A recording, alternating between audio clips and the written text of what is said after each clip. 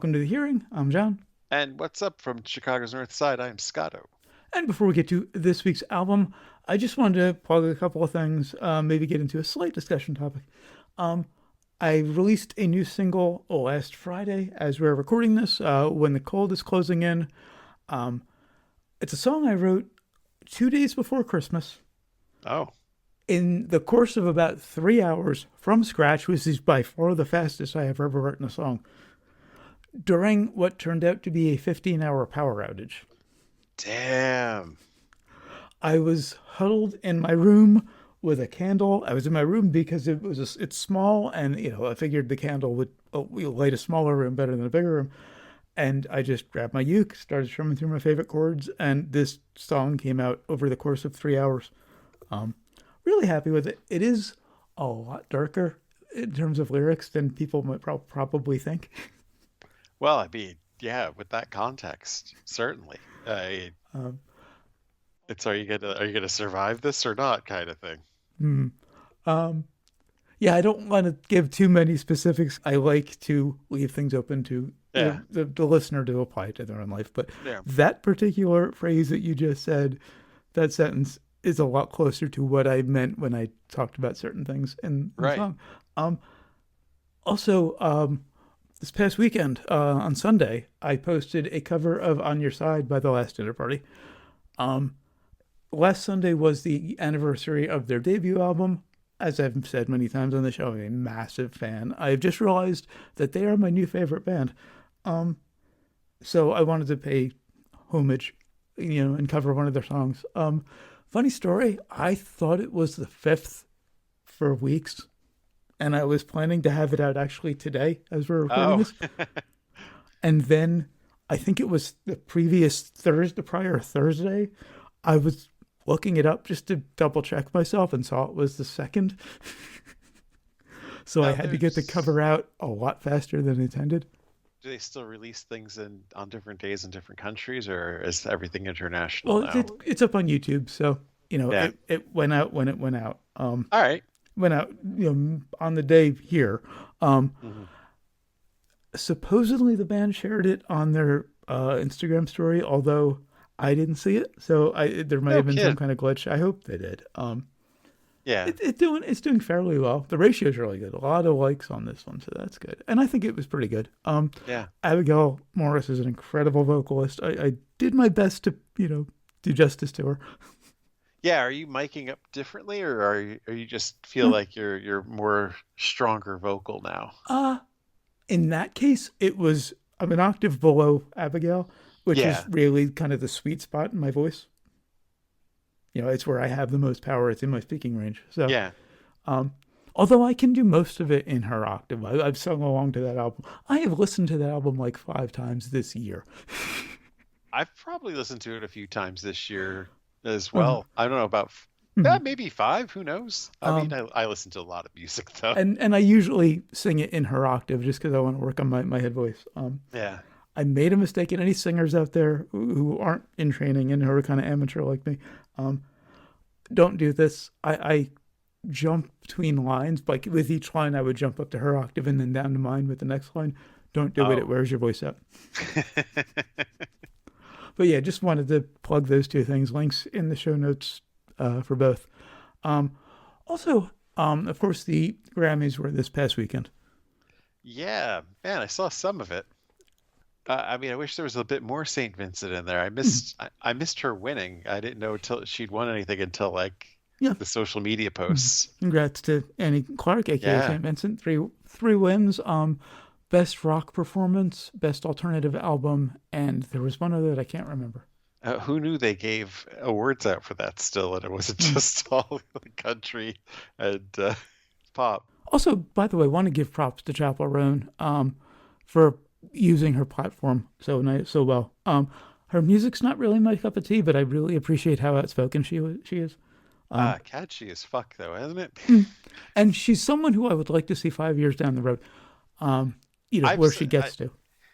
I was shocked to find out her story though. That the record company didn't see it, and she wound up going on her own to do this. Mhm. Because I just assumed the record company wanted somebody that was like Mitski but more accessible, Yeah. and of course that's a winning combination there, and you go with that. Right. But the fact that the record company was like, yeah, we're not into Mm. it. And to be clear, I don't mean to criticize her as an artist. She has a damn good voice and she's an amazing performer. It's just the music just isn't for me. Um, Beth Roars was reacting to one of her songs. I made a comment that a lot of the melodies and lyrical flow reminded me a lot of Taylor, and I was saying, this is part of why I would like to see what she does down the road when she found more of her own voice. And someone replied saying they agreed with me that she sounded it was a bit too Taylor, but said that they should have brought more writers in. Huh.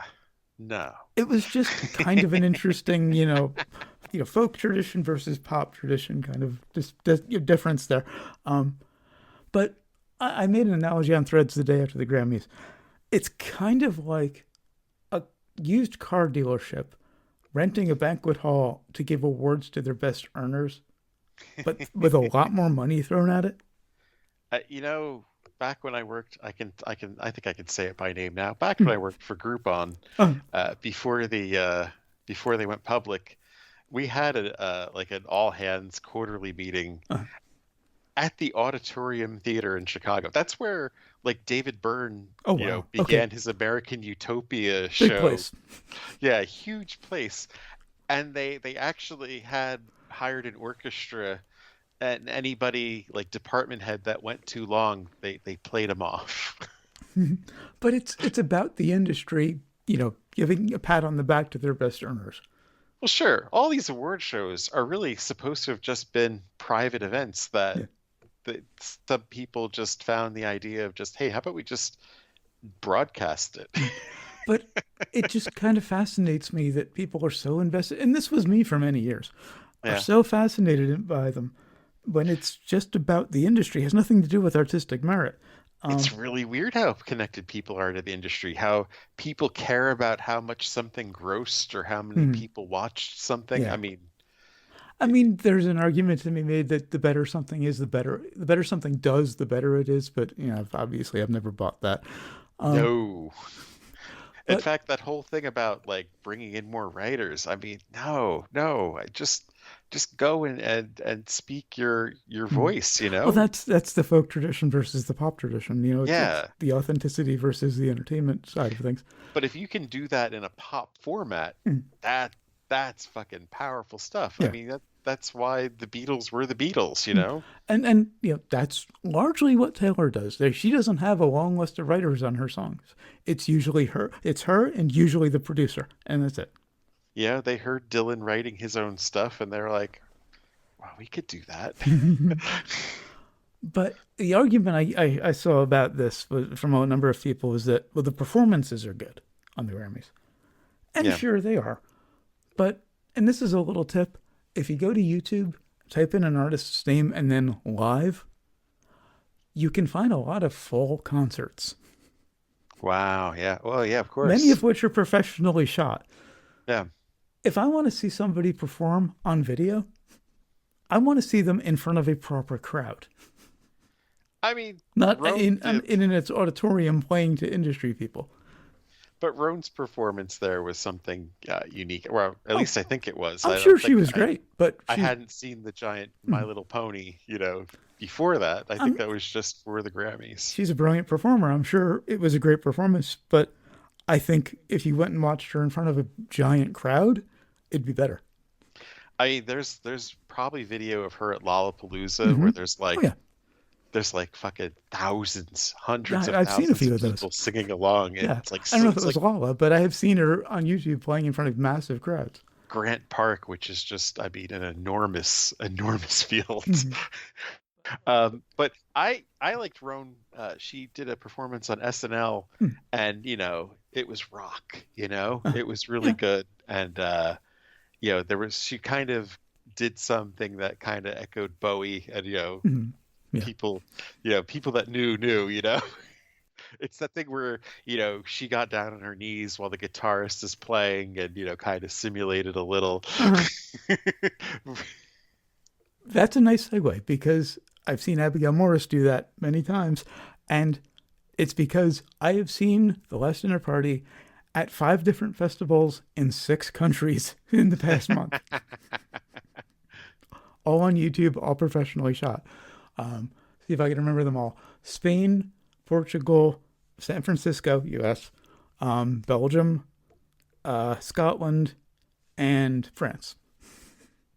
And one festival was repeated from Verisound, but it's a very similar set each time, but they're amazing live. They're better live than they are on the album. Now, do they just play the album? Or actually, it's a festival set, so they don't have to have a long set. It's like 45 minutes. Yeah. Of course, they come out to Prelude, the opening Yeah. track. They do the first 3 songs in order, and then they usually throw in a cover or an Yeah. unreleased song. They have 4 unreleased songs that are all brilliant.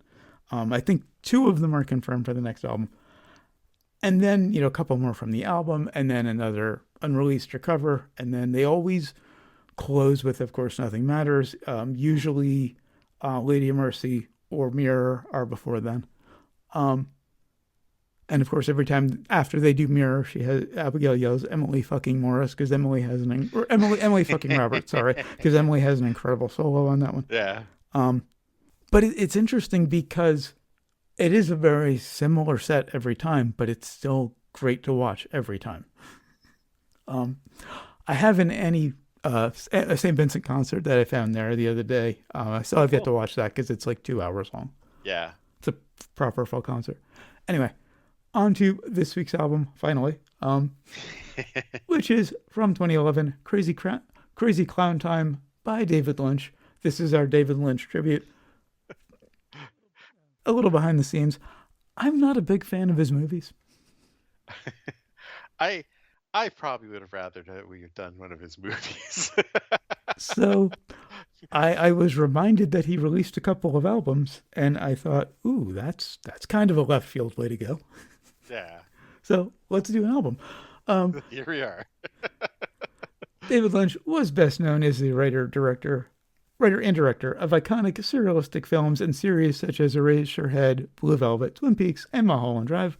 What's lesser known is that he was a musician and songwriter who released 2 solo studio albums. Crazy Clown Time, I am only going to have to say that once more, is his debut studio album, and he described the genre as quote-unquote modern blues. It was released on November 7th, 2011 on PIAS Records and Recordings and Sunday Best Recordings, produced by David Lynch, and features David Lynch on vocals, guitar, synthesizers, percussion, and omnichord, and Dean Hurley on guitar, bass, drums, synthesizer, organ, and programming, with guest musician Karen O, vocals on track 1. Reminder, I don't edit any songs into our reviews for copyright reasons, but on our blog at johnscotto.wordpress.com, you'll find links to twice more Crazy Clown Time on Spotify and YouTube, so you can follow along if you'd like. Track 1, Pinky's Dream. The opening sound effects were kind of interesting. I like the insistent groove on this one. I love Karen O's voice. Love the use of the feedback right off the bat there. You can't go wrong with Karen O. I mean, I heard her do some stuff with the Flaming Lips that I really like too. There's some great 50s style guitar on this one. That's all Lynch. I like the combination of that old style guitar, but with like a more modern, or trippy feed to it, Love all that extra percussion and those big aggressive guitar stabs in the verse, and it's got this nice loud sudden ending. Track 2, Good Day Today. Some more interesting opening sound effects, and I did not expect electronica after that first track. You're right. It's a nice surprise. I'm picking this one for my strongest, actually. Okay. I mean, it reminds me a little bit of LCD Sound System. It's the one song from this album that would probably get into your head because it's just it's out there. That chorus is very catchy. I like the effect on Lynch's voice. Almost all of the songs that he sings on, there's an effect on his voice of some sort. I like the groove. Some more interesting sound effects in the second verse. And this is where we really get a sense of the weirdness that this album brings. Track three, So Glad. Great groove on this one. I love the samples that were used for the drums. We get more of his normal voice in this one. I Yeah. really like it. Um, Love the guitar tones. Love the simplicity of the instrumental break. It's just a couple of notes on the guitar repeated. Um, Great vocal harmonies toward the end. No, I mean, it's kind of a Flaming Lips kind of sound to it, but Mm, uh, I think and this is a criticism I have that goes throughout the album. He kind of needed something to contrast a little bit. He likes going with the one sound yeah. and Oh, just playing it through. yeah. Aside from a couple of songs of the previous one and one later, all of the album has kind of the same vibe. Right. And like you get a you kind of get the feeling that if you've heard like the first 20 30 seconds of each track, you've heard the whole track pretty much. And this is another one, and where we're going to disagree, like we did with the Dead, because it is a difference between you wanting it to go somewhere and me just sitting in it. You know. And Um, this particular one isn't quite as bad, as some of the later ones, but he could Two have of them worked are a a bit couple of too them long, together. I'll admit. Yeah, yeah, I think this one's merciful because it's only 3.5, and you can get away with that here. I mean, I like the sound, but the two longer ones were a bit too much for me, I'll admit. Track four, Noah's Ark. Love that atmospheric opening. Great bass tone. Love this sort of slightly stuttery groove. The record scratches on those repeated words were a nice touch. Whispered vocals, he does this a few times. Really interesting. Really grabs your attention. Yeah, I do like the whisper. The tension here is good.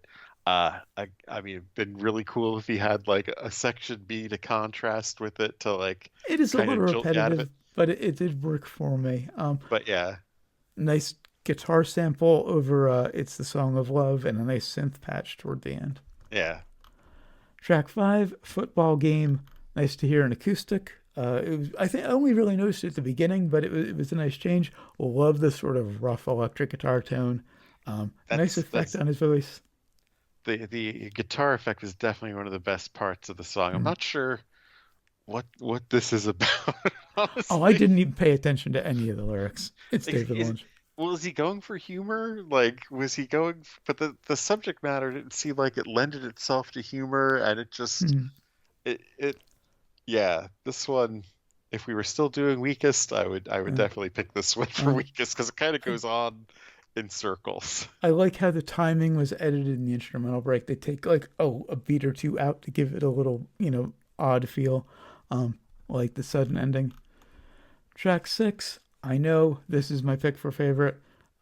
Great groove. Love the organ and guitar sounds. I love that high, unsettling synth.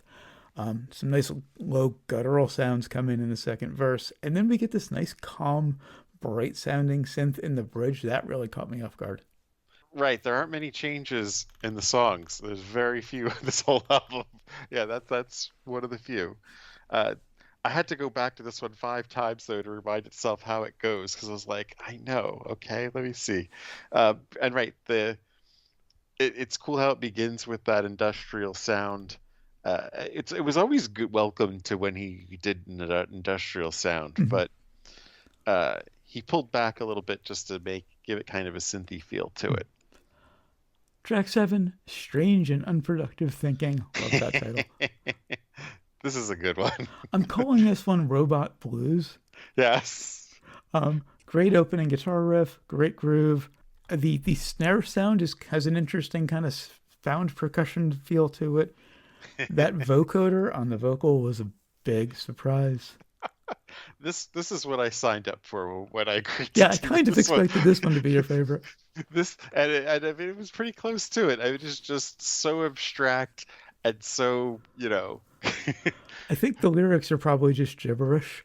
Although the teeth part at the end is the only part of the lyrics on this entire album where I really paid attention. yes, I mean, it's all very philosophical and then it goes off on about, dental, and how important that is. And of course, he's not wrong. Yeah. Um, I like how the arrangement builds in the third verse. I like how insanely long the fourth verse is. He just doesn't stop talking. Right. It's just so crazy. But I do think at 7.5 minutes, it does go a little bit too long. It was nice to hear the title at the end, though. Yes. It's almost a chorus. It's just repeated a couple times. Track 8, The Night Bell with Lightning. This was almost my favorite, but it didn't seem right to pick the instrumental on a David Lynch album as my favorite. Yeah, I mean, it was nice to hear an instrumental. I wish he'd done, again, I wish he'd done more with it. Mhm. It was kind of the same tempo as a lot Yeah, of other yeah. songs on the album, so it was just with the same thing, only without words. Great groove. Love the guitar tone. Love all the layered guitars. Really nice orchestration there. This is a nice spot for an instrumental. It's great nighttime driving music. Now, well, I don't know. I might put you to sleep some of it. Um, but the beginning of the album is so dynamic, those first couple of Mhm. songs, there's really something going on with the instrumentation where it jumps out at you. Mhm. And then it's like he kind of, at this point, he just kind of jumped back and just everything is very soft and very mellow here. All of the music was written by Lynch and Hurley, and then Lynch wrote the music or wrote the lyrics. And the music was written as a jam session.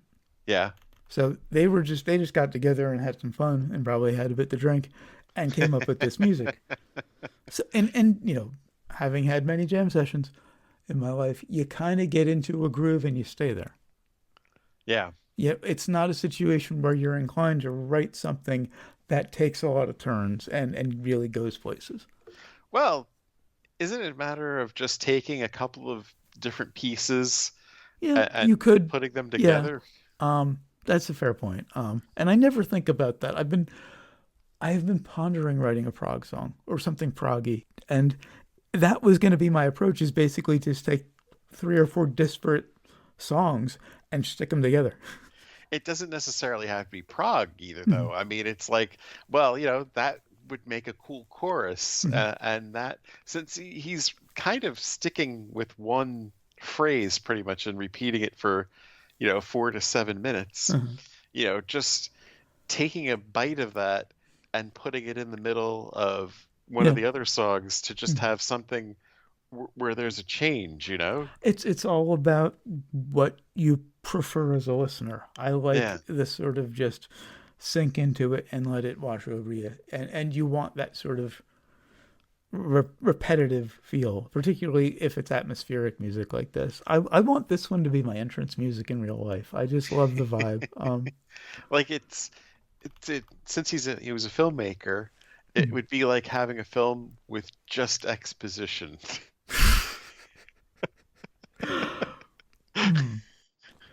Track 9, Stone's Gone Up. This is another kind of electronic one. I would say more new wave or goth. Yeah. Um, Good groove, like the bass tone, more fascinating whispered vocals. I was not expecting him to sing the chorus. He actually has a chorus on this one. This is the only honest to goodness chorus on this whole album, Well, honestly. no, really notice. Well, no, the other electronic one does have a chorus. Because the chorus was the really catchy part. Yeah.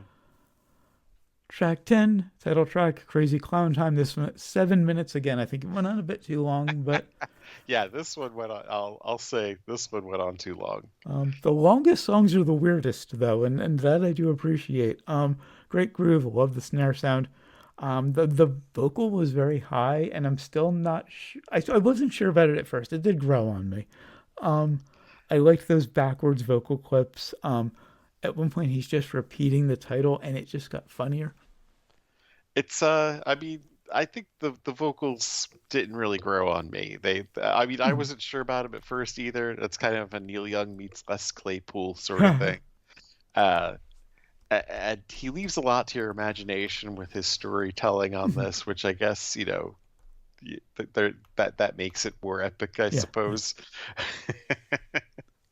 Uh, but yeah, I think he could have done a little less on it. It didn't need to be 7 for this. This could have easily been a 4-minute song. Track 11, These Are My Friends. Great bass tone. I like the guitar tone. A nice spot for a ballad, sort of.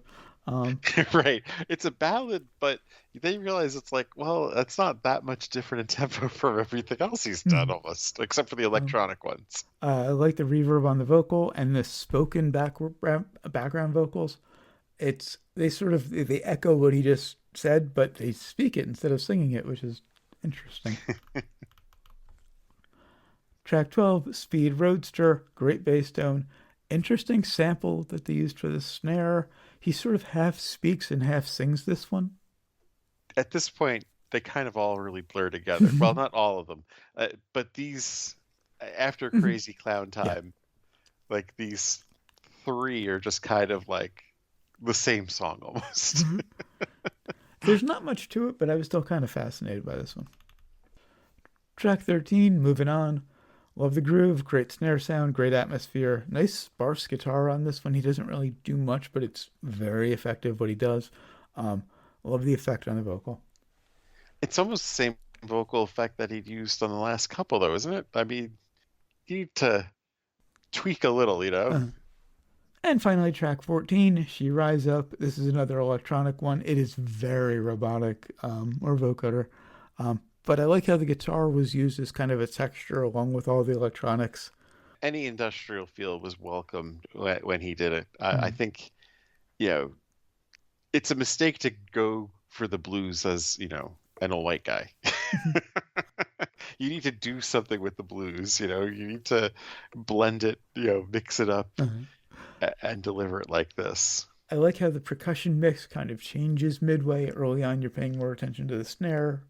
Later, you pay more attention to the other drums or samples that are used in place of drums. Also, whispers through a vocoder and harmonies, especially through a vocoder, sound amazing.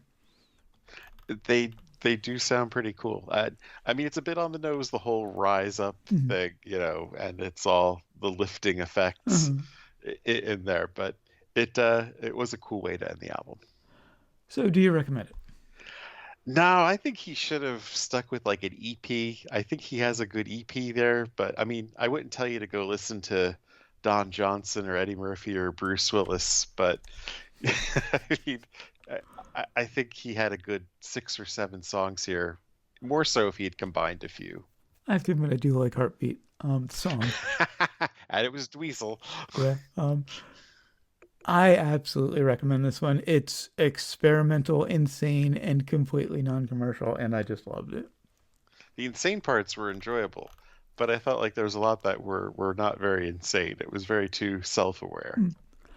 And that's it for Crazy Clown Time.